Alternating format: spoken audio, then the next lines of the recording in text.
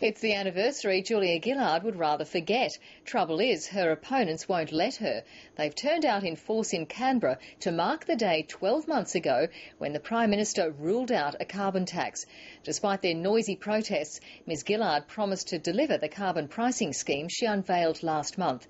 Here's Chief Political Correspondent Mark Simpkin. They're as mad as hell. And got even madder when a carbon tax supporter showed up. Hey!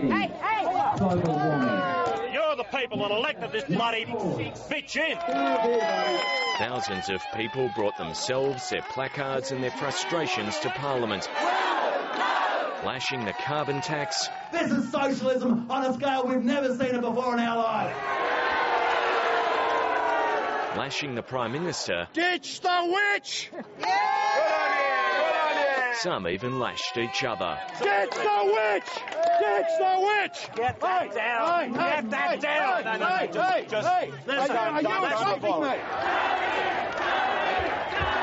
Tony Abbott distanced himself from some placards as well. I can see a lot of signs.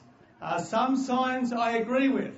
Some signs I don't necessarily agree with. The argument moved inside, into the first question time since Labor released the details of its carbon plan. If the Prime Minister won't call an election, will she at least apologise for trying to win the last election on the basis of an ugly lie?